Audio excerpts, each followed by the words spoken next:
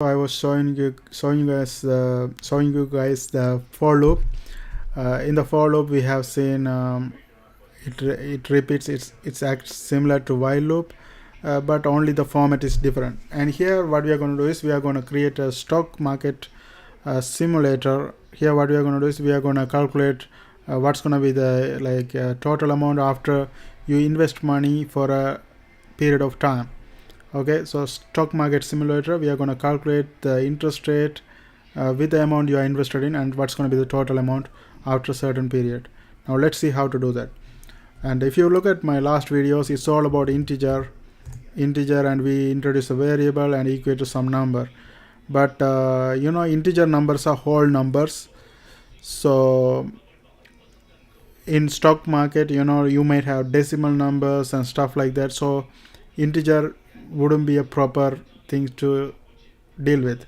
So here another thing called float can be dealing with float is used to deal with like decimal number as well. For example, like if you use 0.002, this cannot be an integer number. It should be, if you want to use this one, you have to use float. So that's why here we are going to use float alone. And let's look at how to create the stock market simulator. So first I'm introducing a variable, float variable, and this is for the total amount after with your interest after the period of time. So I'm gonna introduce the name A. So this is the amount you earn after certain period of time, invested certain amount of money. So first I'm gonna introduce my initial investment. Let's say I have like 10,000 I want to invest in the stock market, so I put P for the initial amount, and I equate this one to 10,000. This is the initial amount we are going to invest. And then we want to know the interest rate. Let's say when we are investing in a certain stock, we are getting like 1% return per day. So I'm going to put 0.01, that's actually represents 1%. And then now we are going to deal with the for loop. So in the for loop, we know that there are three things comes in the for loop. The first one is we introduce the variable first with the initial number. Then we check that we do a test, and if the test is true, the for loop is going to keep on running. And the last one is we do increment or whatever the change happens to the initial thing when the for loop is running.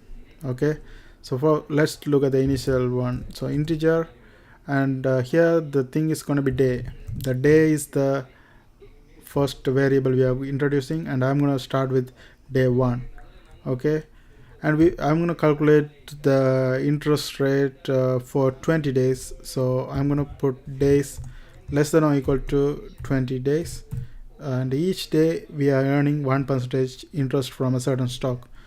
So since that is just 1%, I do the we don't deal with the actually we have to deal with the day alone here. So we have to keep this for loop running until it reaches the 20 days. So day increase by 1 each day, right? So we have to just put day plus plus. Day plus plus is basically just the increment by 1. So it's gonna run 20 times for 20 days, and once it reach 20, it's gonna stop.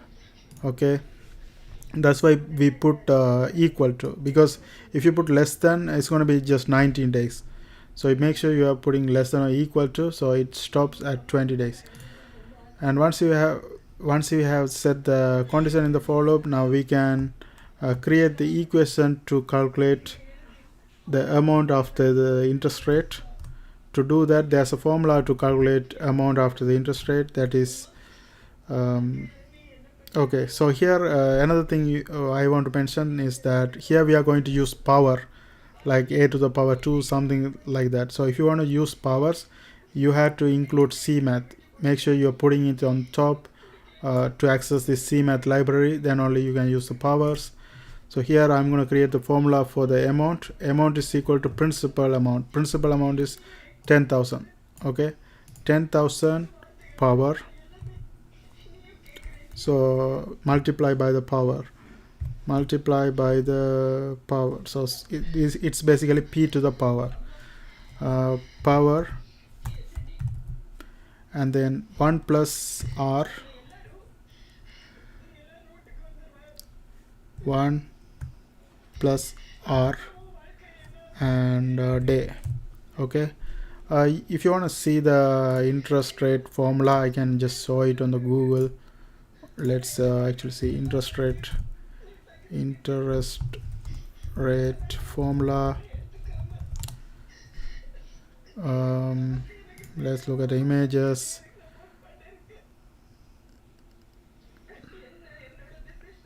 Okay, this is the one I'm talking about. Okay, so this is basically it, but we have arranged it in a different way, like p to the power 1 plus r day. Let's see if I can find that one. Yeah, this one.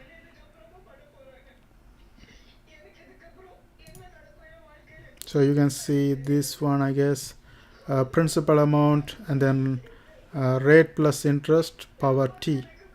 T is the time period, and that's the compound interest, and that's the one we are seeing right here.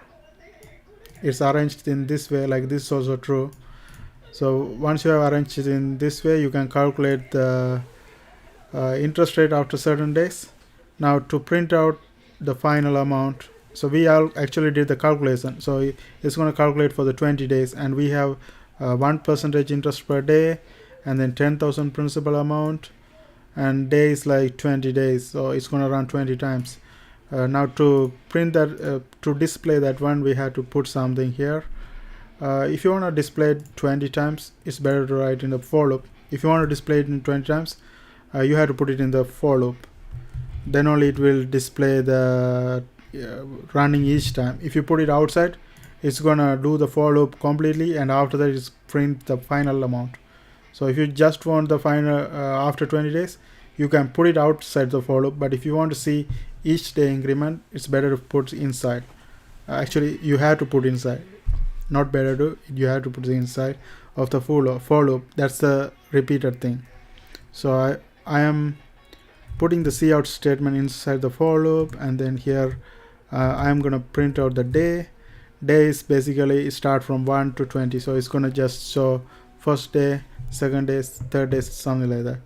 And then I'm going to put some dash to not mess up with the final amount. So I'm going to put a dash to see it clearly.